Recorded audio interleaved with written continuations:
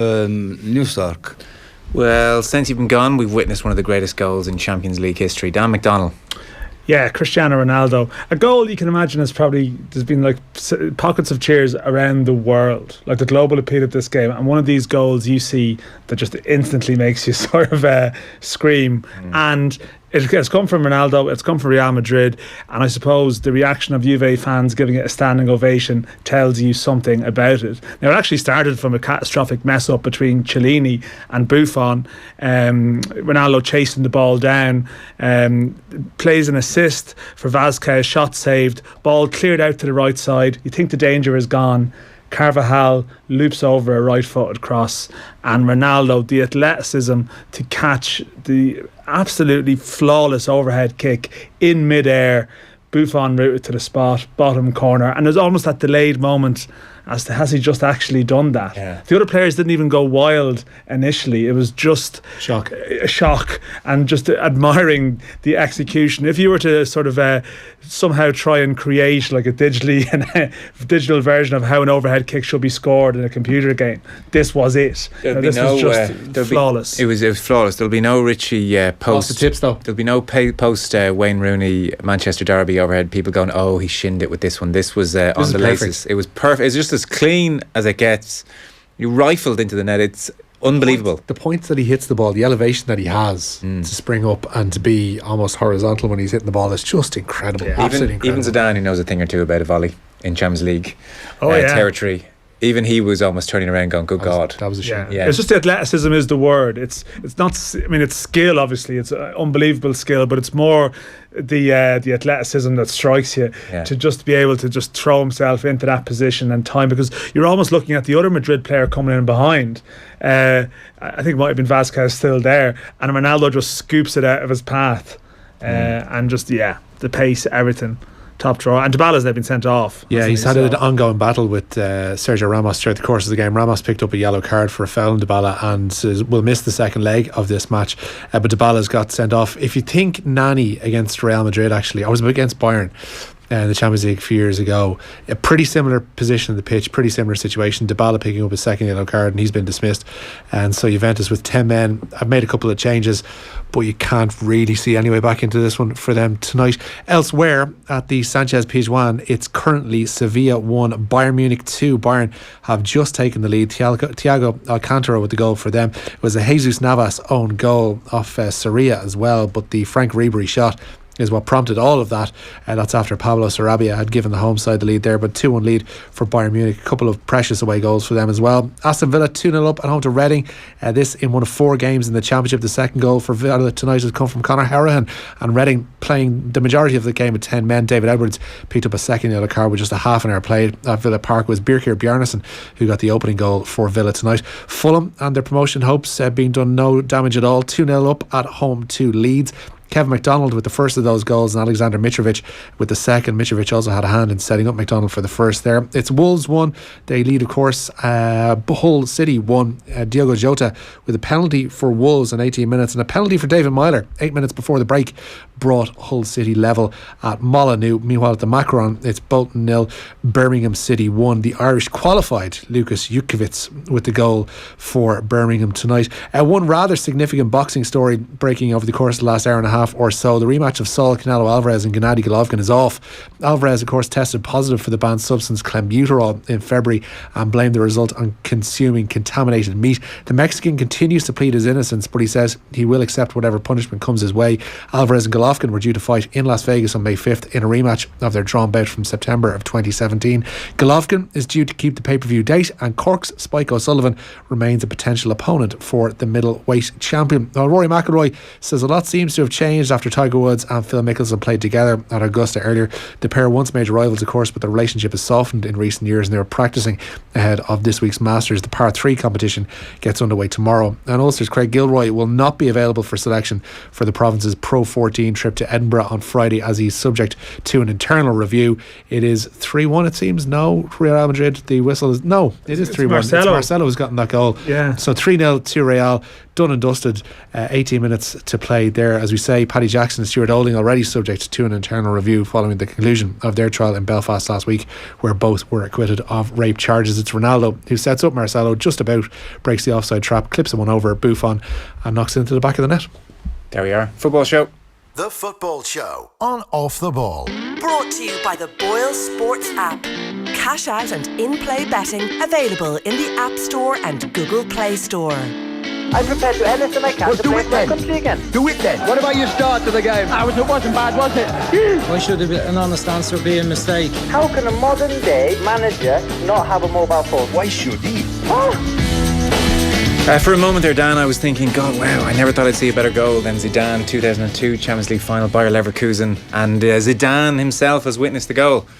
And then 40 to 50 seconds later, approximately, I thought, well, that was heat of the moment. Nothing beats Zidane in 2002. Oh yeah, nothing. I thought you reached a recency bias conclusion that Ronaldo's was better. I feel like I need to go home and watch Zidane's again. And Zidane's people is just by go, far just the go better. And watch it. Just go and watch it again and see what you think. But it was heat of the moment recency bias, and I would think on my part, Dan, and I'm ashamed to say this as I tweeted it out, feeling like this will play well on Twitter. He's beaten Zidane 0-2, and then I thought about it and I thought no.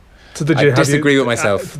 I've already retracted did you post on Twitter. A tweet? I posted and then retracted. You started straight a away. discussion with yourself on social media. I wrote back to myself saying, I take it back, heat of the moment, nothing beats Zidane in 0-2. I suppose you're that big now, Joe. You can't do that. You can set the debate and respond to the debate I've set yourself. the agenda and changed my mind. It's a Dunphyism, what I've just done there. Yeah, exactly. It's a sweeping judgment. It's a good debate to have, though. It's good to have.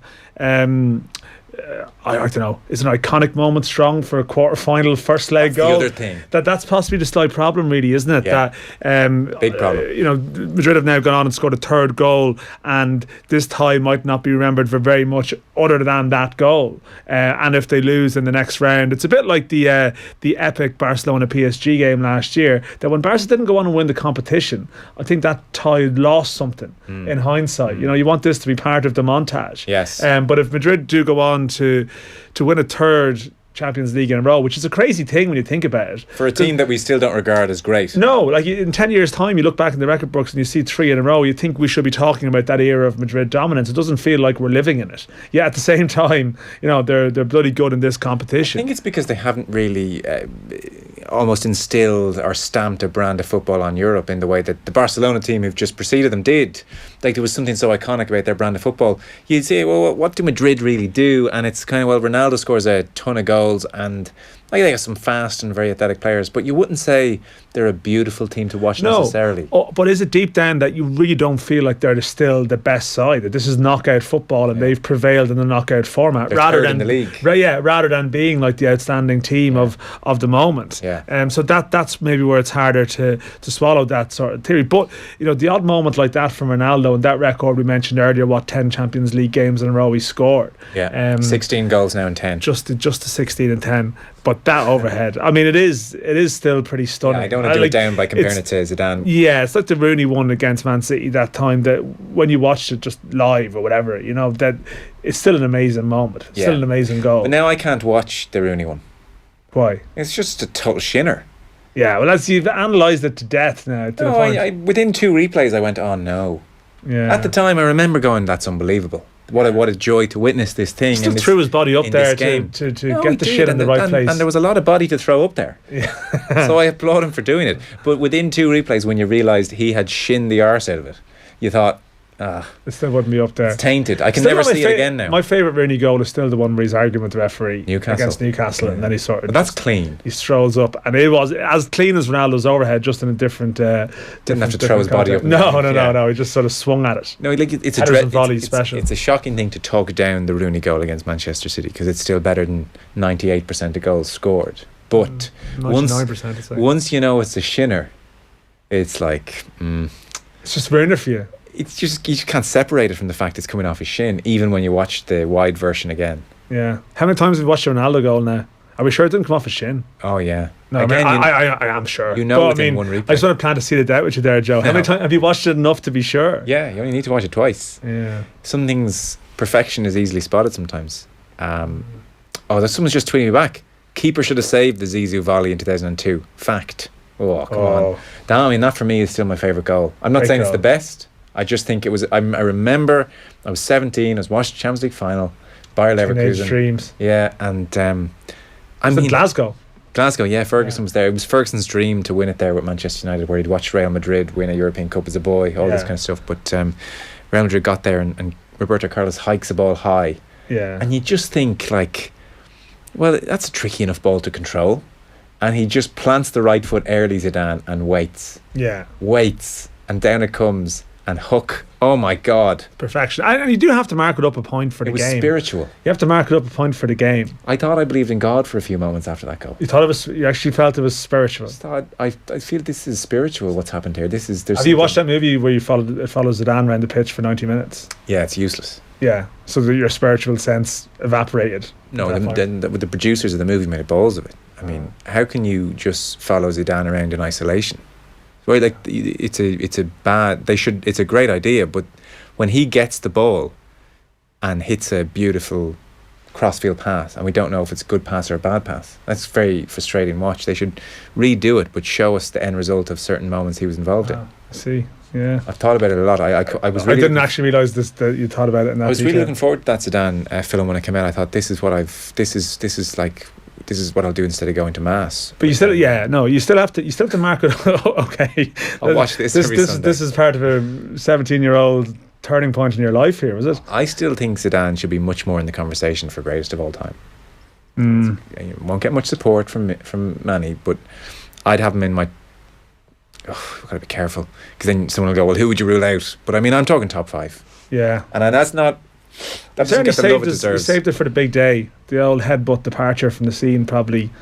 I don't know, did that affect his image in any way? But the one thing I would say though, like the stage, the European Cup final goal, it's a bit like the Brazil goal in 1970. Yes. It was a fantastic goal, but because they were able to swagger to pull it off in a World Cup final, that's what made it all the better. Yeah, I think that's why 2002 is very much like. Yes, he didn't freeze in that moment, and the ball drops and he decides to take it down and play a safe pass. If Ronaldo had done this to win a European Cup final, it does elevate it about 2.5 points out of 10. There is no doubt, not that this will fade in memory, but it's a quarter final. If they win the competition, I reckon it won't fade that much. Yeah. We've just seen lovely replay as we get to Mark Lawrenson now in a second of Ronaldo humbly. Yes, Dan, humbly. 2 words that don't always sit easily. One word. Ronaldo. You're including Ronaldo. that was indeed the point, Joe. I did you a disservice there. Yeah, let's move on. Yeah. But kind of hand on his chest, almost bowing bashfully or kind of with appreciation to the Juventus fans who were giving him a standing ovation. Yeah, it's probably like they almost took him by surprise. He's used to most of his goals away from home is probably jeers and your chance. Yeah.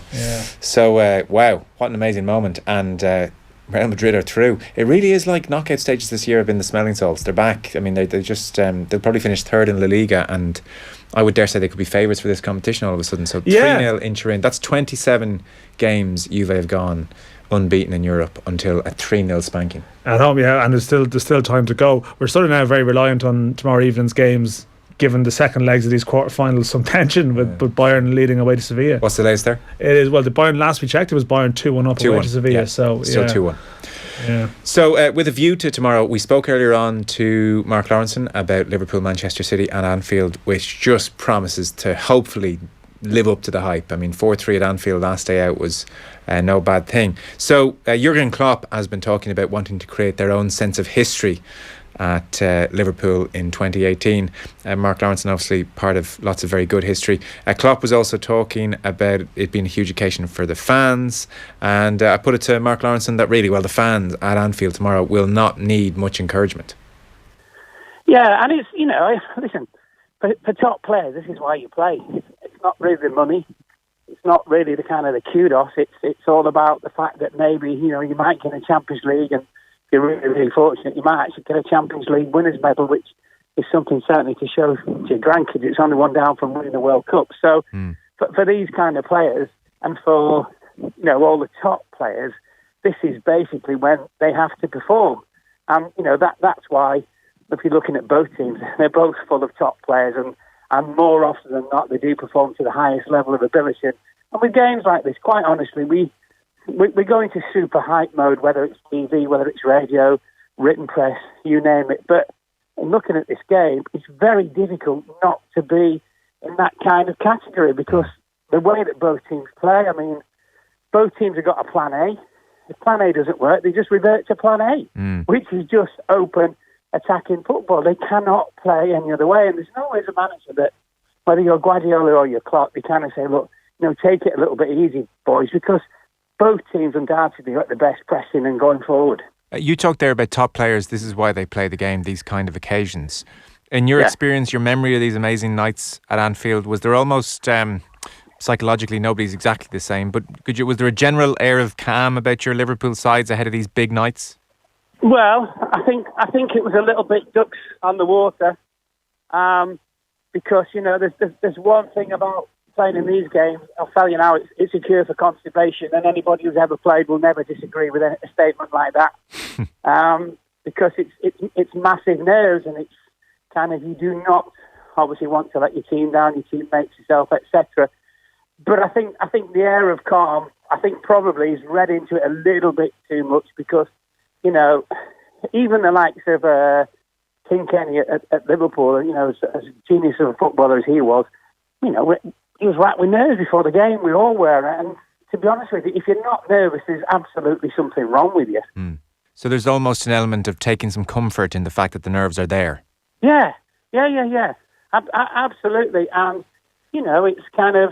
You look around the dressing room, and that's the thing I think with real top teams. If you needed any kind of reassurance, not that you would ever ask for it, because I think in our old team that would have been a sign of weakness, or seen as a sign of weakness. But you look around the dressing room, and we've got Souness, we've got Rush, he'll get us a goal out of nothing. We've got Dalglish, who's a genius, and you kind of think, well, we're going to be okay. But yeah, you kind of constantly look for that reassurance, and people seem to think that's really, really strange, and because we won the majority of our games, all sorts of competitions, but the nerves they weren't ever present; they were omnipresent.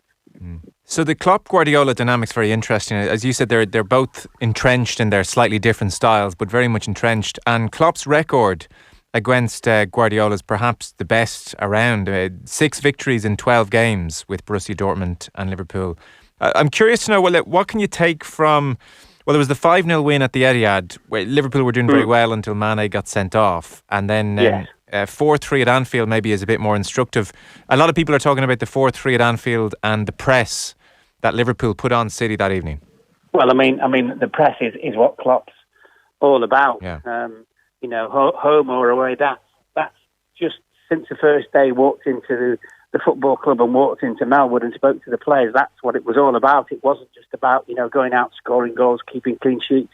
He was utterly adamant that that's the way that the team had to play, whether it was Barcelona, Real Madrid, Paris Saint-Germain, Manchester City or West Brom, Swansea, whoever. And he's never, ever gone away from all that. And, while obviously we laud him for the 3 players that he's got up front in terms of the attacking ability that they've got. If you actually watch him on the touchline, Joe, and his team in a pack of 4, 5 or 6 hunt the ball down, it's like he's just scored a goal at Wembley in the FA Cup final. He absolutely, totally loves it, and that's his whole goal. And I think what he says to players, well, I kind of know what he says to players, which is, whether it is West Brom or it is Manchester City, listen, if you make the opposition players play with their head down and do not give them any time, it doesn't really matter who you're playing against, because it's very, very difficult to still be a great player under that immense pressure.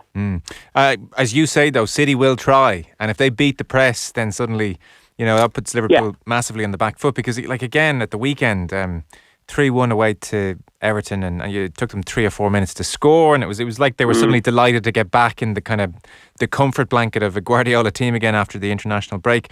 And they had 82% possession away from home, which was a record since Opta started keeping stats. So presumably they'll try and keep the ball again, and they'll say, we're good enough to play around you. It's impossible to see Guardiola looking back at the 4-3 the previous night at Anfield and trying something dramatically different. Oh, I don't think he'd try anything different, Joe. I mean, why would you? And I think I'm pretty sure, correct me if my memory is wrong, but after the game, he did say that, he said the atmosphere, etc., frightened his players a little bit, which I thought was slightly kind of strange. No, he won't change. Listen, he absolutely, totally, 100% believes, in the way he plays, the ability of his players, etc. So he's not going to change whatsoever. And I think he's almost one of the managers who actually dares his players not to let him down. Yeah. And when you've got super talented players who are just so gifted, every single player that he's got is really, really comfortable on the ball. So he's not going to change that.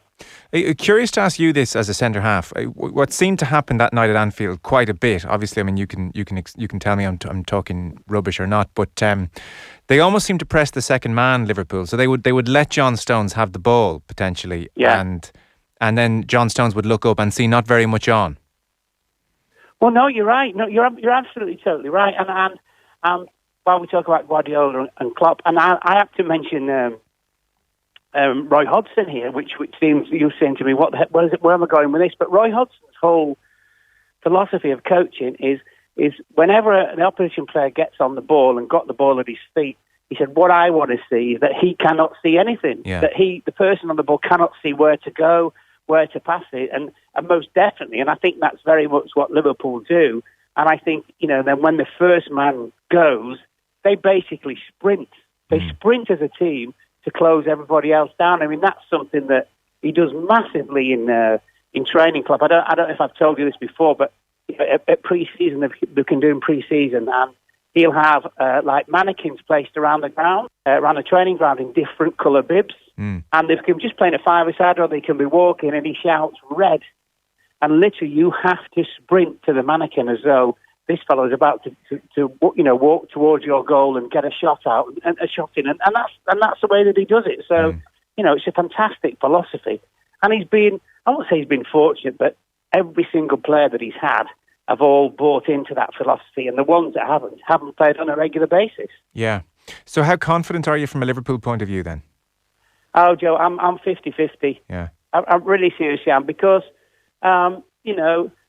still not the greatest defensively, and yes, of course, Van Dijk's made a massive difference. It looks now obviously that Lovren will play tomorrow. I would have thought alongside him, but he tends to put Lovren into the big games now as well. So that's not really a weakness as far as that's concerned. But City have just been at times unstoppable this season, and they may just have a half-hour purple patch, which is an ex-pro. I'm thinking, oh my goodness, they could tear us apart. But I honestly believe as well, when the draw came out, I think both managers kind of went, we didn't want that. And also, then they basically said, look, it's 50-50. We can both beat each other. And I think that's one of the beauties about the game, is that this is one that's very, very difficult to forecast. It's not something I ever shy away from, but I think this is going to go right to the wire in terms of the second leg at Manchester. Yeah, it feels that way. It will be Lovren and Van Dijk given the injury situation, and Aguero is out, was the news which came through this afternoon. Like you talk about the City purple patch, kind of watching it the weekend, there was a moment where Silva nutmegged Seamus Coleman, who was stretching every sinew to try and get to grips with what was going on, and and by contrast, they were just so calm, and they're just picking Everton, who were straining unbelievably off. And I mean, you could almost sense Everton players looking around each other in that first 20-30 minutes at Goodison at the weekend, thinking this is just better than us. I mean, we're just hanging on here. This could be 5 or 6. There's not much we can do. Well, they are, and they were. And I think what you also get is that you feel as though you're playing against 14 men, because they seem to be omnipresent. And it's on those occasions where if you're extremely well coached team, you kind of just have to go, right, hold on a minute. We all drop in, and for 20 minutes you build walls. You build 4 at the back or 5. You build 4 across the midfield or 5, and you just say, go on then, we'll let you play, but we're only going to let you play in front of us. But the other thing about these outstanding teams and outstanding players, they find the weak link. Yeah. They really seriously find that it's like the runt in the pack or the litter, and they find the weak link. And just sorry to interrupt.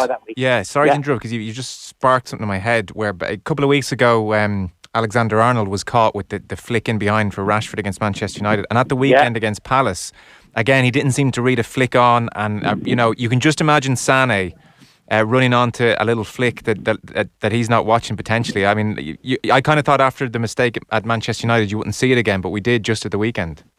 Yeah, well, the thing with Alexander-Arnold is a young player. He's got fantastic potential.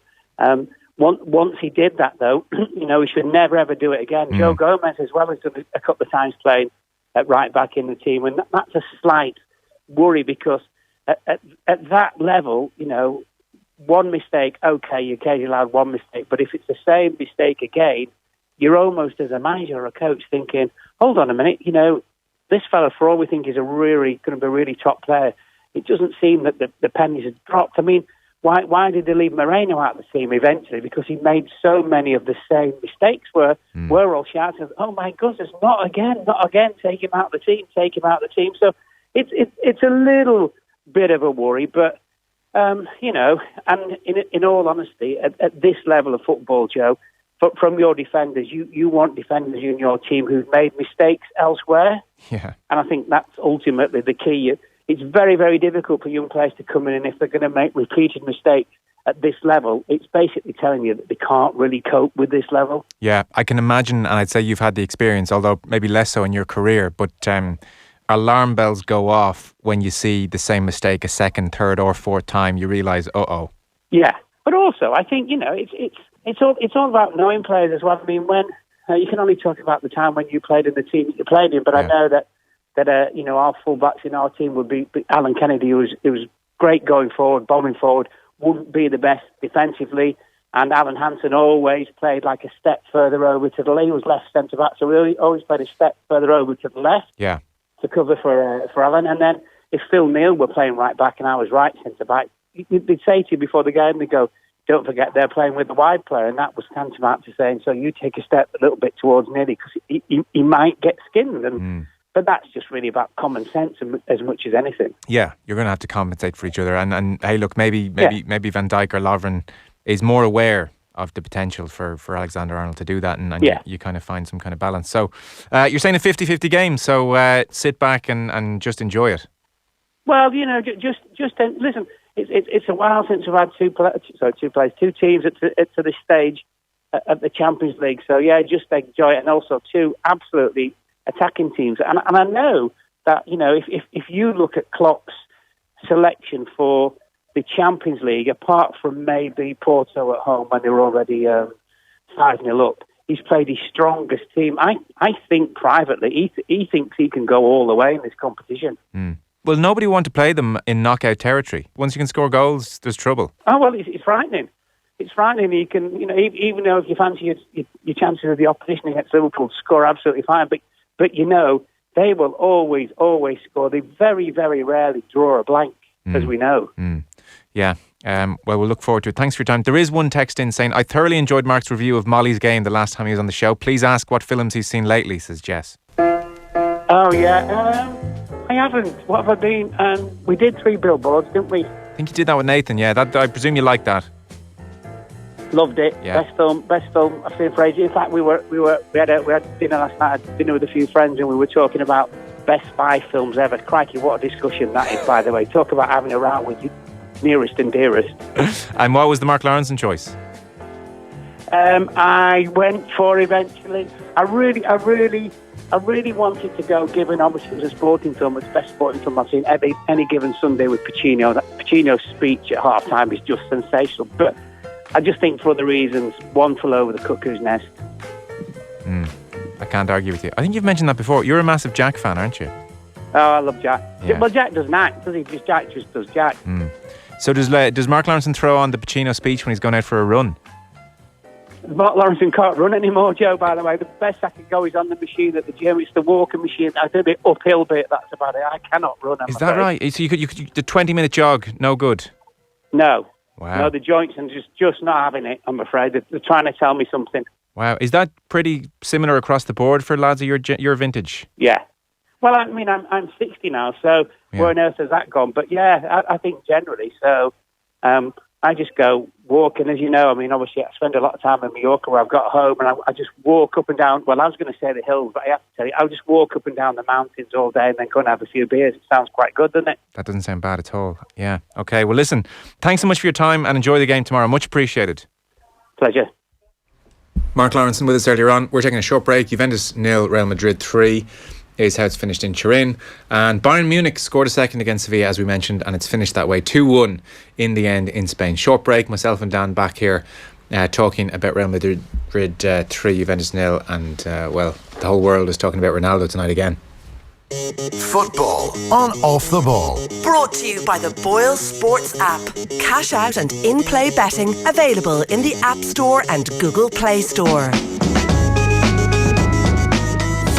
News Talk Breakfast. The truth of the matter is that there is going to be a referendum on Irish unification over the next number of years. I believe it will happen soon. And what we need to ask ourselves is, are we going to start planning for that now, or are we going to wait until it comes on top of us? The first thing that Matt failed to mention is the decision to hold a referendum is in the gift of the Secretary of State for Northern Ireland, and she at the moment has to say that there's a discernible difference in electoral representation. Unionists are still in the majority in Northern Ireland. News Talk Breakfast, weekday mornings at 7. In association with AIR. Hear the full News Talk Breakfast podcast at newstalk.com and on the News Talk app. You thought you'd need to shop around to get the best long-term savings on gas and electricity. But then you remembered you're with Electric Ireland and nearly 1 million other people who are getting the best savings on gas and electricity every year. So if you're not already with us, sign up online today. Search electricireland.ie. Because being with Electric Ireland is smart. Being with us and never switching again is smarter. Electric Ireland.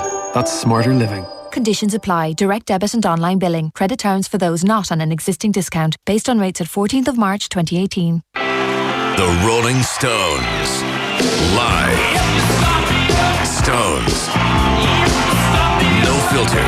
Sponsored by Jeep.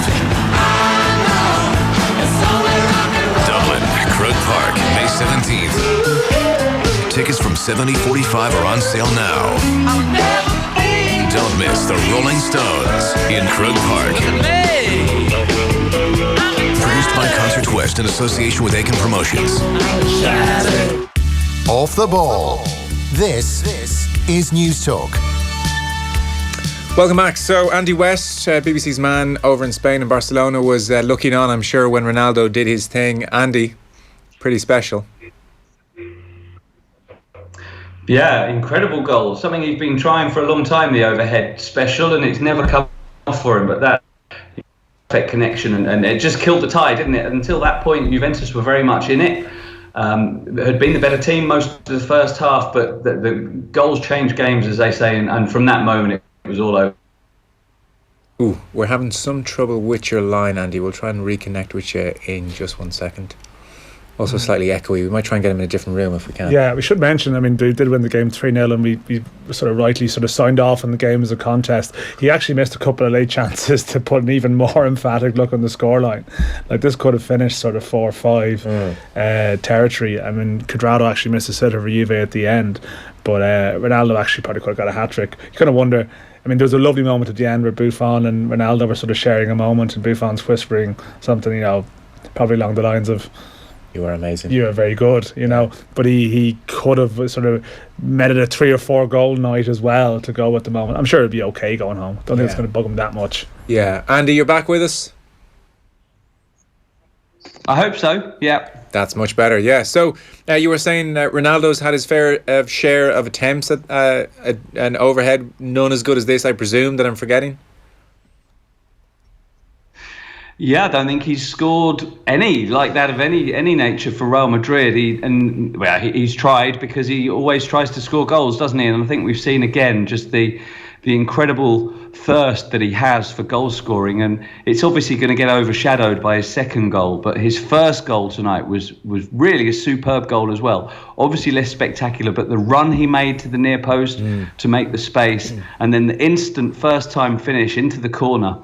In terms of a goal scorer's goal, that was a better goal really than his second. In terms of giving us something spectacular, obviously that was one of the highlight moments of his career. But the first goal tonight, if you want to know why he's such a potent goal scorer, just look at that, the run he made, the desire he had, and the quality of the finish. Yeah, totally agree. He made the movement look so easy. I mean, that was a 3v2, and 3 of the best defenders in Europe, presumably, especially as a unit, and they were in their own box at their home ground.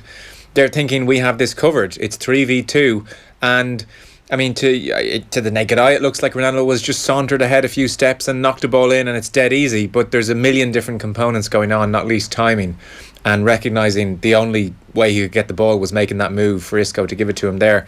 And as we said here in studio, Dan was saying the same. It's a bog standard Ronaldo goal, but it's a really excellent goal by any normal standards. Yeah, and credit to Isco as well for seeing the run and playing it. You said the word timing. He released the ball at just the right time to meet Ronaldo's run when he had that fraction of space ahead of the defenders, but could still finish it first time. If he'd delayed the pass any longer, Isco, there wouldn't have been the chance for Ronaldo to shoot first time. So that was important as well, because Isco was the big selection today. Zidane... we knew 10 of his team, and then it was who would be the 11th between Isco, Asensio and Bale. And he went for Isco, and I think not just with that goal, the part he played in it, but overall his performance, Isco more than justified that. Yeah, what's Bale thinking on the bench now about his future, I wonder? Yeah, it's a tough one for him, and it feels symbolic tonight that not only did he not play, but then when the substitutions came, firstly, he brought on Lucas Vazquez when Madrid were under pressure before the second goal. Then he brought on Asensio, and then he brought on Kovacic, who's obviously a different player, but he was basically fourth choice in the wide attacking positions tonight. It's behind Isco, Asensio and Lucas Vazquez, and you just get the sense now that that's probably where he is in the pecking order. He's lost that Galactico status in the last few weeks. He's not getting the same kind of unequivocal backing that he's had in the past from Zidane. And you do wonder now whether this is the last few weeks of his time in Madrid, because they generally, in a World Cup year in particular, like to make a statement signing. We'll see who it is. There's lots of possibilities. Eden Hazard obviously is one. But you just feel Bale is expendable now at Real Madrid, especially with the way Asensio has come up in the last few months. I mean, Andy, is there just a feeling that it's all coming together for Madrid now? Even the fact that the team tonight was the same as the final last year, which is unusual for a big club. You know, you'd assume there'd be some kind of comings and goings in the intervening period, but they have this formula and this competition that can work, and have they hit upon it again effectively? Well, they are doing, it seems, but yeah, I don't know what you guys thought, but I thought the first half they didn't play particularly well at all. They got the early goal, of course, but then it was really all Juventus, and they should have at least levelled by half time. But that's what Real Madrid have done, and it sounds incredibly churlish to say that a team that's won 3 European Cups in 4 years doesn't play very well very often, and won La Liga last season. But it really is true that collectively, you very rarely watch them and go, "Oh wow, what a performance that was."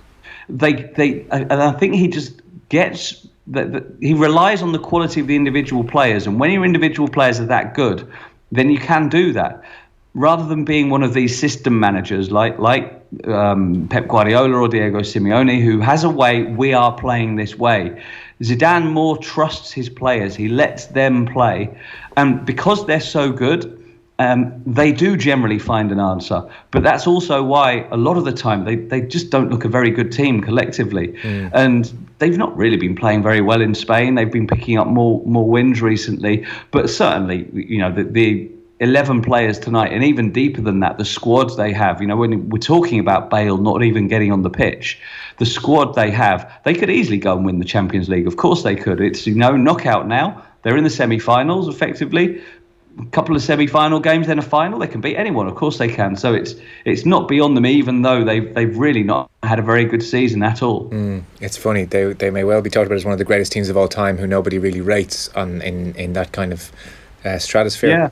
I was thinking that earlier. Yeah. I think they're possibly one of the worst great teams we've ever seen. Yeah. And one very quick word on Ronaldo. That's his 38th and 39th goals in all competitions this season. The word came out recently where he had made the bet with teammates that he would catch Messi and everybody else. He's managed to do that. We were asking Graham Hunter, was there any one thing in particular earlier, and he said a combination of everything. Has Ronaldo himself changed in any great way over the last number of months? No, not at all. I think he's just got more confidence. Even Ronaldo. In fact, I think especially Ronaldo, despite the front that we see from him, despite the appearance that he gives of believing that he's untouchable, he thrives on confidence, and especially as a finisher. the confidence that he has to take chances early that he now has, because he scored a few goals and now they come and he knows he's going to score. Whereas earlier in the season, he was just straining to try and get those goals and they weren't coming and he was getting frustrated. Yeah. But he's not playing any differently. Okay. Andy, pleasure as always. Thank you. Thank you. Cheers, guys. Andy West there, whose work, amongst other places, you'll see with the BBC, based over in Spain. So we obviously weren't on the air last night with a football show, given it was a bank holiday, Dan. Alan Pardew's been sacked. Alan Pardew is gone. Yeah. You've been reading the local press on Pardew. The most interesting piece on Alan Pardew's departure, Matt Wilson in the Express and Star, which is the local paper in the sort of West Bromwich area of Birmingham, I guess, and Midlands paper. And often the local press in the UK, will be very close to the club. Sometimes you could argue almost too close. It's not necessarily a place you would always go for real, I suppose, behind the scenes gossip, when things have unravelled. But it seems that Alan Pardew's time at West Brom has left a fair bit of a legacy. A piece that speaks about him as possibly being the worst ever manager, referring to the fact that when he took over, they were just above the relegation zone, to now being, adrift to the bottom of the table, 10 points from safety. But it's the devil is in the detail, I suppose. And it's, Matt Wilson goes into the problems, the off-field controversies, as he calls it, the high-profile fallouts with senior players that lost him respect in the dressing room. Now, it kicks off at the start. He said that Pardew's big thing was he obsessed with not being Tony Pulis. He was conscious that Pulis wasn't particularly liked by the West Brom fans, so he went from there, played 3 strikers in his first game in charge, not because it was tactically the right thing to do against Crystal Palace, but because he wanted to make a little bit of a statement. It went from there. It just seems like that was a dodgy start. The treatment of younger players was questionable, according to the piece. Sam Field and Oliver Burke, 2 young players, in particular Sam Field, before one particular match, I think it was against Man City, where he was made a sacrificial lamb, as the piece calls it, where Pardew in front of the group asked him several times over and over again if he was shitting himself in front of the whole squad. If this was supposed to be a motivational tool, as Smith puts it, it was grossly misjudged. And there was another time Bizarre, as well. Isn't it? Yeah, very odd. Trying to, I don't know, assert some kind of authority in some strange way. Sounds like you're mocking the lad. Yeah, and then Burke as well, who crossed the ball into the box in that game against West Ham when West Ham broke and scored the other end, and he got a bit of public grief. But I think Barcelona is the real, if there's a place that's going to sum up sort of Pardew's time, it'll be that trip to Barcelona where the players obviously went rogue with that taxi. I'd almost forgotten about the late taxi. night. Well, Barcelona was the nadir, as the piece refers to it. The trip was only booked because Pardew expected the team to lose to Liverpool in the FA Cup. Then they went and won, but decided to go ahead with the trip anyway. There was a 4-day gap between the games. Now, Taxigate, as it's called, with the players who let themselves down, it should be said. Senior players involved, sort of Evans and Barry, in an early morning incident. But what's fascinating, really, the night before, and this is a claim that that Matt Wilson has made, that Pardew had lost his wallet, his phone and his jacket on an evening out himself. And as can happen when you're perfectly sober. As can happen, yeah, absolutely. We've all lost a jacket, or I actually haven't. I've never lost my jacket or phone on the same night whilst being sober. It can happen. It can happen. No, it can't though. But across a 4-day trip, can't happen. No, I don't. I think it happens at bad times. But we're not really bad. We weren't there. We weren't there. Have you ever done that? I have not. Okay, no. Me neither. I have a friend who's lost around 30 phones. Some people have a problem with that. I could name that friend, I reckon. Yeah, you're probably no, not him. Oh, okay. Right, but across a 4-day trip, they trained for 3 days, 3 hours in total. And it was basically, as the piece puts it was a booze cruise intended to build morale, one of these old school trips, but it turned into a nightmare. And then he kept Evans and Barry in the team for the game that came back, which showed him to be spineless. And I think the final detail, just in recent games, it's been pretty obvious that players in the pitch even haven't really had much respect for him. Sounds like David Brent here. And Krychowiak, told him to F off. According to eyewitnesses, when he was taken off during a home game at Leicester, and hasn't been seen since. So it's unravelled. And I suppose Pardew hasn't ever been a person that's he's not the easiest to like, I guess, but at the same time he's done well at various clubs across his career. He's tended to have an impact. He's definitely been able to manage, but just this seems to be the wrong place at the wrong time. He's tried to kick off by making some kind of impact, which has backfired spectacularly, and he's just never been able to regain that. And you do sort of wonder where it goes from here, because if you want to become that impact manager that comes in and takes a club out of the mire, almost like what Pulis has done at clubs apparently at times, he seems to have just gone about it the opposite way, and there is a sort of a Brentian aspect to how it's fallen away. And there's also the financial situation where a ton of money has disappeared and they can't pay their wages. Oh yeah, and I mean they're paying crazy money. I mean, some players there, like the James Morrison and average enough players on like 70-80 grand a week, more than lads at Spurs, and you can't just lay it all on one man. I mean, there's big mistakes you made at that club, and the players involved, including in Barcelona, you can talk about the manager and so on. I mean, they still were senior players, well into their sort of 30s. Johnny Evans, linked with moves to top 4 clubs in the window. I mean, they're not coming out of it looking very good either, but I guess the power of the cult of the manager is such now that the person who presides over this never comes out of it well. And I suppose the only amazing thing is why West Brom didn't get rid of him straight away after that trip, because they might have had a bit of time then to try and turn it around. There are always these leaks from clubs when they fire a manager. That is true. It does come out, and sometimes it's been there all along, and it's only safe to put it out when things go for whatever reason. Any word on who's the replacement is? No, there's no. Well, Darren Moore, they have a short-term replacement for the last. I mean, they might just stick with a sort of an ex-club player for the last sort of 6 games of the season and so on. But I don't know. Have they got sort of that emergency stop option to come in? Perhaps they might pluck one out, but for now they're going with Darren Muir. I'm not sure if he's left with in perfect terms either. I just can't see that happening. Well, that's a mess. Okay, we will take a short break. 1 or 2 other bits and bobs on the other side. Off the Ball on News Talk. New iPhone on your mind? The latest Carphone Warehouse exclusive offer is here. An awesome 32GB large screen iPhone 6 absolutely free. That's a huge saving of €100 you won't get with the networks. A free iPhone 6 with all-you-can-eat data for just €30 a month. Hurry, this exclusive offer won't be around forever. Any network, any phone, any plan. Only Carphone Warehouse. T's and C's apply. Offer subject to a 24-month contract. The HPV vaccine is safe and effective and protects your daughter against cervical cancer. HSE teams are visiting schools to give the second dose of the HPV vaccine. Most girls have already had the first dose, but if your daughter missed out, she can still get it now.